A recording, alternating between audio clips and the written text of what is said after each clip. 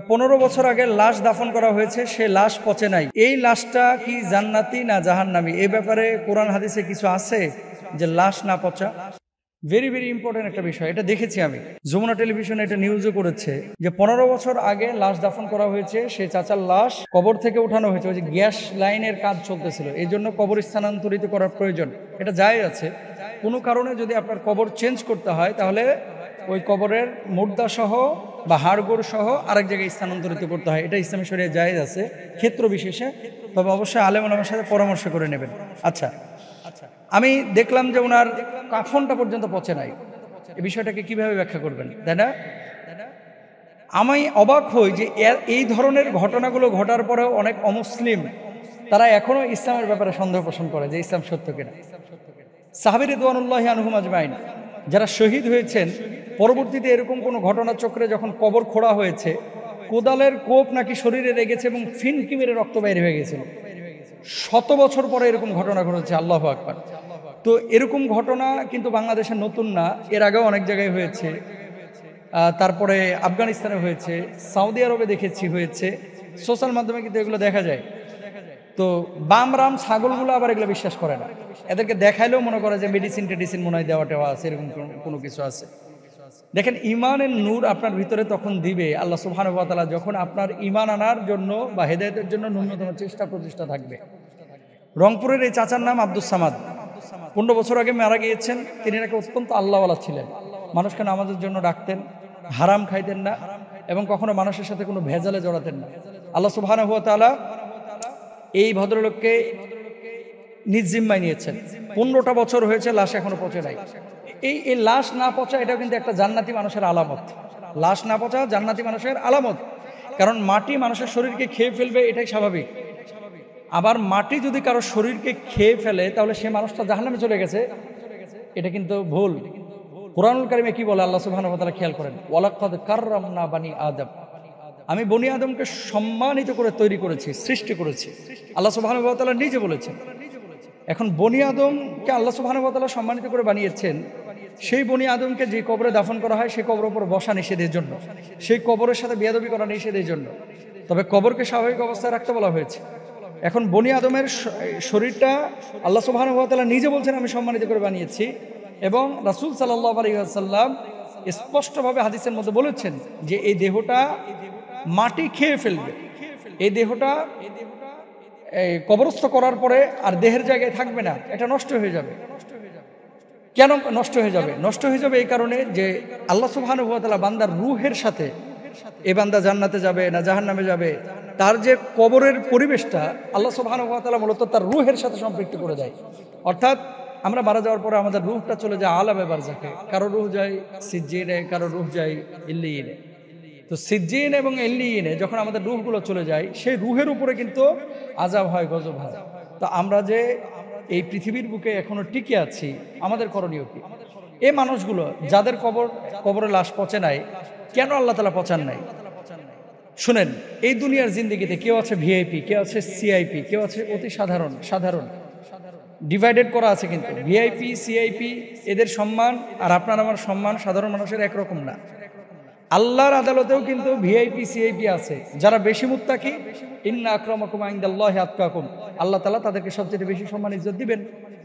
স্বাভাবিকভাবেই যে মানুষটা দুনিয়াতে থাকতে আল্লাহর জন্য এত কাজ করেছেন, আল্লাহ তো তাকে মানে এক্সেপশনাল কবরের জিন্দেগিতে কিছু সম্মান ইজ্জত দিবে। মাটিকে আদেশ করে দেবে তার দেহটা তুই খাবি না, তার দেহ মাটি খায় নাই।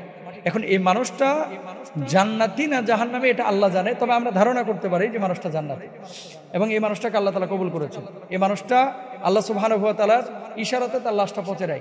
তো সেই মানুষগুলো যেহেতু নামাজ পড়েছে, হারাম খায় নাই, মানুষের সাথে গাদ্দারি করে নাই, বেঈমানি করে নাই, চিটারি করে নাই, আমরাও এগুলো বর্জন করি, তাহলে আল্লাহ তাআলা আমাদেরকেও সম্মানিত করবে। আল্লাহ রাসূল সাল্লাল্লাহু আলাইহি ওয়াসাল্লাম বলছেন, মান দাহা সাআতান ওয়া লাম ইদাহি ফালা ইয়াকরাবান্না মুসাল্লানা, যে ব্যক্তির সামর্থ্য আছে কোরবানি দেওয়ার, অথচ সে কোরবানি দিল না, সে যেন আমার ঈদগাহের ধারে কাছে না আসে। নাউজুবিল্লাহ।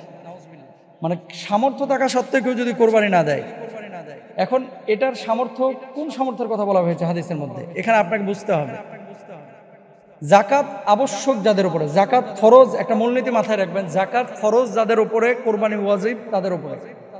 তবে জাকাতের নেসাবটা 1 বছর থাকা জরুরি। কোরবানির নেসাব 1 বছর না, মাত্র 3 দিন থাকা জরুরি। এটা আপনাদেরও জানা দরকার। কয়দিন থাকা জরুরি? 3 দিন। কোন 3 দিন? জিলহজ্জের 10 তারিখ, 11 তারিখ এবং 12 তারিখ। এই 3 দিন যদি পরিবারের খরচের বাইরে নিসাব পরিমাণ সম্পদ আপনার কাছে থাকে। নিসাব কি?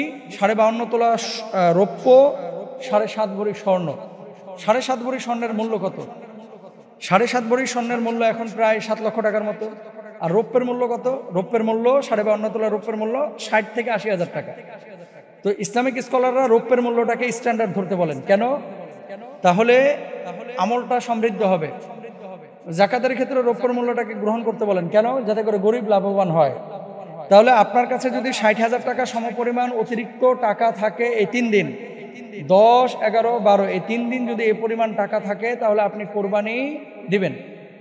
আপনি বলবেন যে হুজুর 60,000 টাকা আমি কি কোরবানি দেব? 60,000 টাকা আপনি তো একটা ছাগল কোরবানি দিতে পারেন। 20,000 টাকায় ছাগল পাওয়া যায়, 22,000 টাকায় ছাগল পাওয়া যায়, 15,000 টাকায় ছাগল পাওয়া যায়।